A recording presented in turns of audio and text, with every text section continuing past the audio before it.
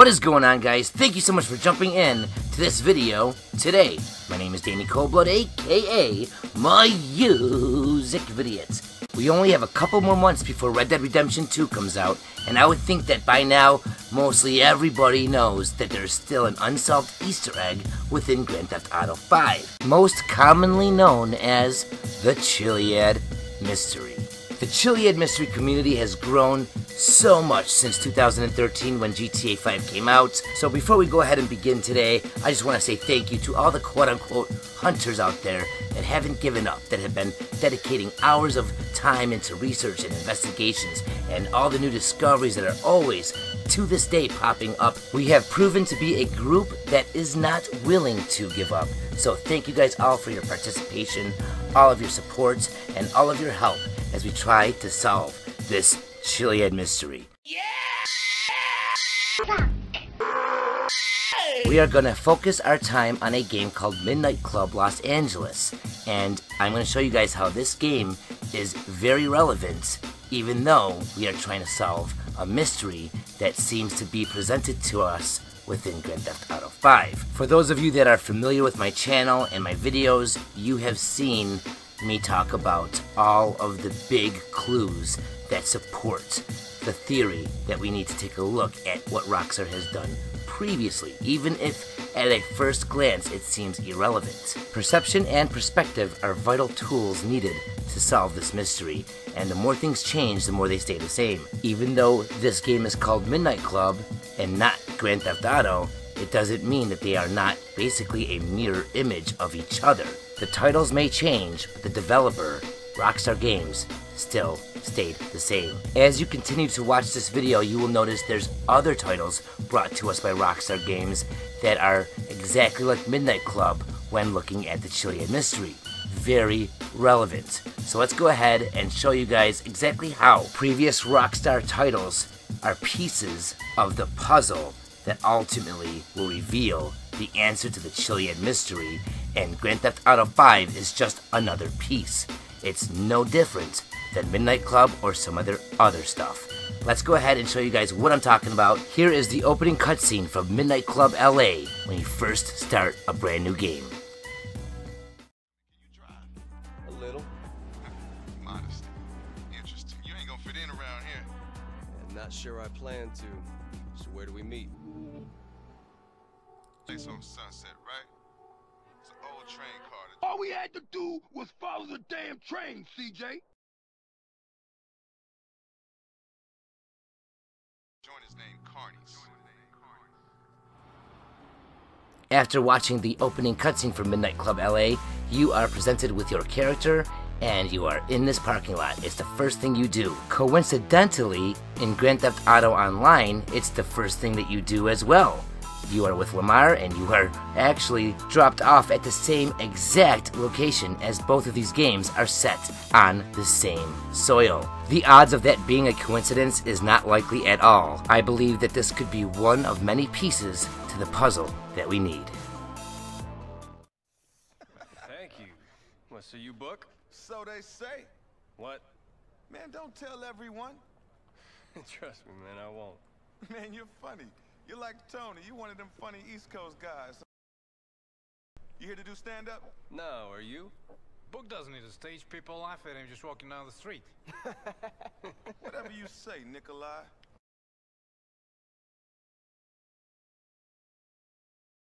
Your girlfriend found me funny. Wonder why you're dressed like you're playing golf. Notice all the uncanny parallels that seem to be between these different titles? As you can see another one right here on the screen. The medallion that he is wearing in Midnight Club LA is the same one that we can purchase within GTA Online. Anyway, what you here for? Race some cars, man. What you mean, race some slow cars? There's a lot of kids hanging around down on the strip, right between Rodeo. The street Rodeo is a very important street, especially when looking at the Chiliad Mystery, because this is a location that ties other things together. even other previous Rockstar titles. When you do the investigation and the research on all of this, you find out that it's tied directly to the Infinite 8 killer that we have within Grand Theft Auto 5, and that within itself is a mystery, but it's also a representation of a timeline, how 8 is just infinity stood up, and infinity is a never-ending loop or cycle. Basically, it's a timeline, and that's exactly what we're doing, is going through Rockstar's timeline by going to their previous titles. With this type of a perspective, it's easier to see how these clues are relevant when looking at all the parallels between the different titles. Fairfax. Go race them. Then we'll talk. Another tactic that Rockstar uses to mirrorize their titles is with placement of things like billboards. Above his head you can see the star, and you can see the word achieve. We know that Shoot for the Stars was something that is revealed on the blueprint map with a special edition of Grand Theft Auto 5. Every clue is a critical clue. Nothing yet, but I got a guy for you. Dude called Trevor, full of it like you, but he can drive. He hangs out on Sunset.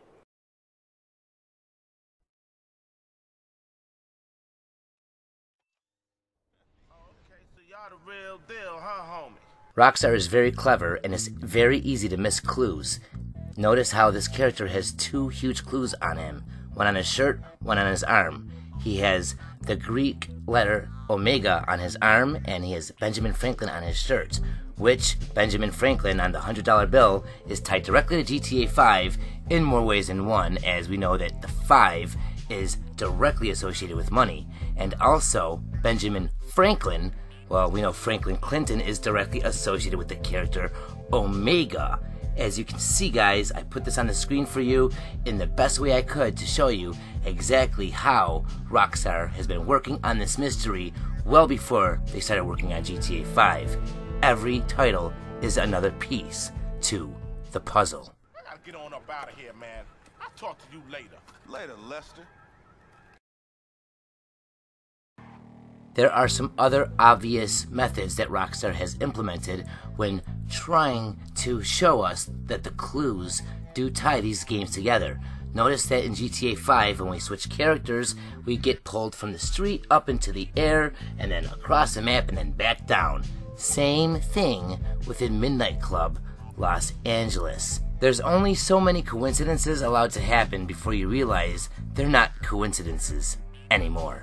Speaking about similarities, is it just another coincidence that there are so many titles by Rockstar Games that happen to be located on the same soil, the same land? And is it a mere coincidence that these titles happen to have identical mirroring over and over and over again between each other? Or is it part of a bigger picture? You don't look like a trust fund baby masquerading as a movie producer.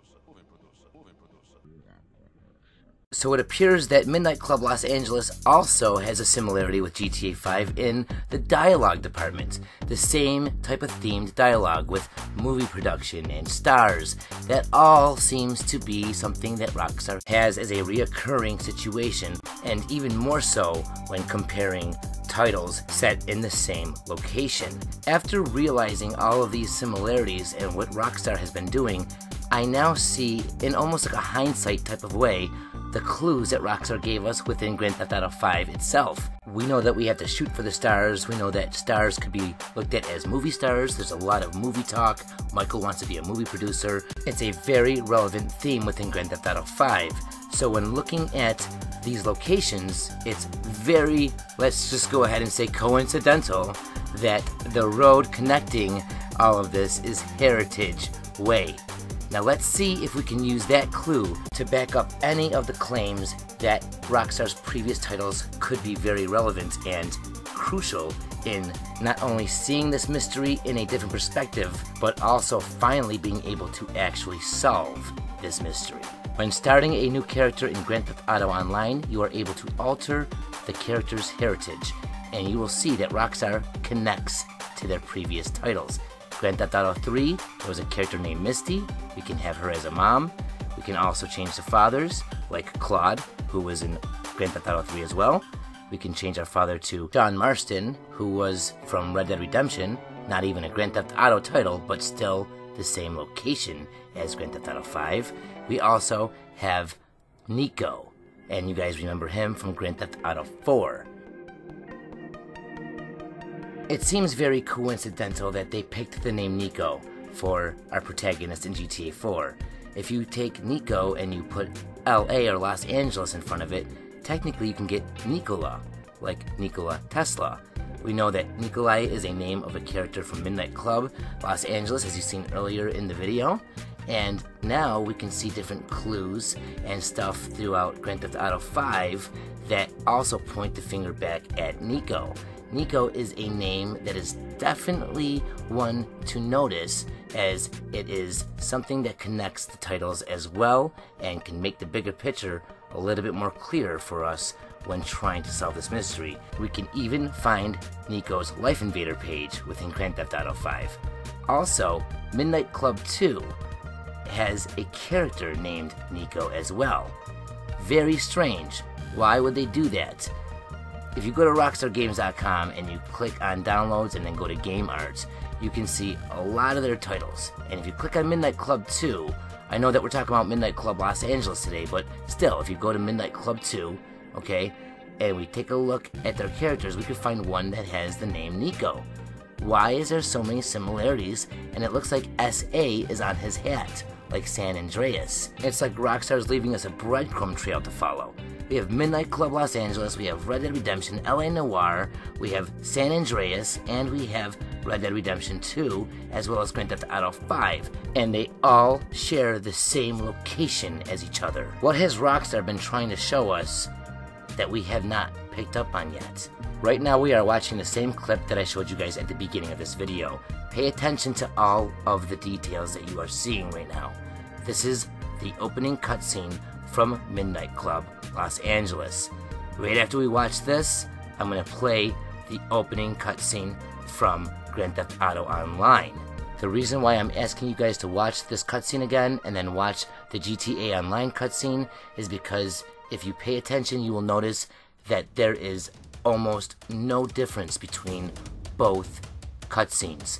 Two different games in two different series, but both by Rockstar Games, and they're both basically a mirror representation of themselves.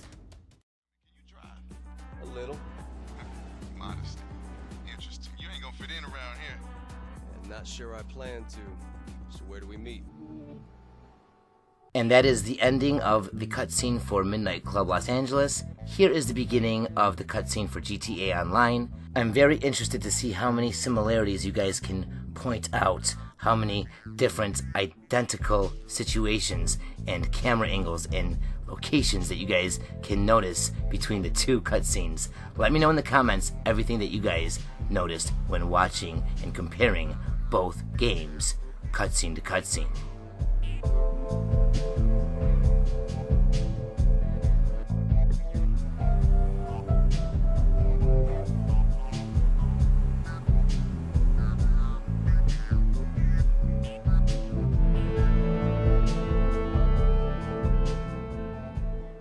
There is something that I noticed that Rockstar did add within the GTA Online cutscene. They started showing certain scenes that definitely play a role in Rockstar's past. Like right now we're watching tennis. It's very similar to Rockstar's table tennis, which also, just like Midnight Club Los Angeles, both games were just recently made backwards compatible on the Xbox One.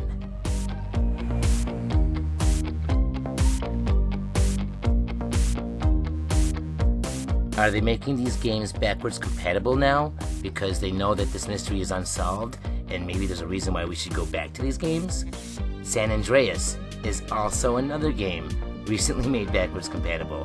If you look in the description for the game, you can see where it says that CJ is forced on a journey. And the word journey is a red flag in and of itself, as you guys might already know from playing Grand Theft Auto 5.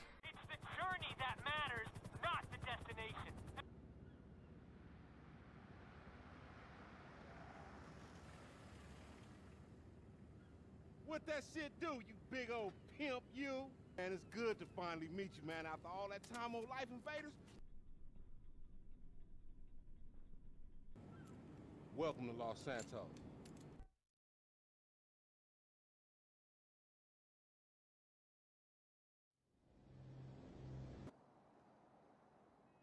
As we halt the cutscene to GTA Online, we notice that Einstein suspiciously is on a wall. That is not a coincidence at all, guys.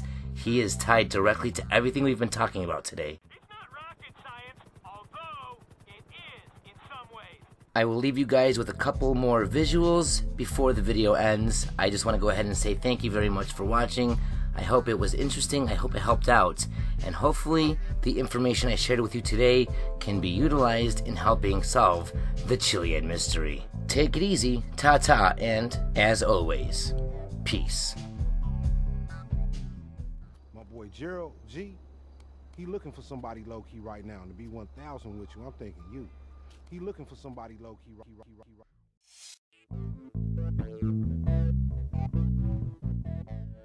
now. And to be 1,000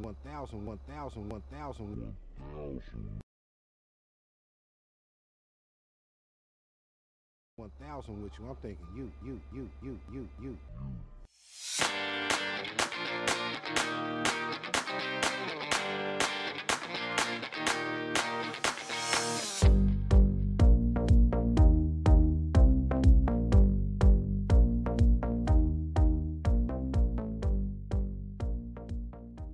Only present in the moment. Like for a few seconds, I saw everything and it all made sense. You know what I mean? Like everything.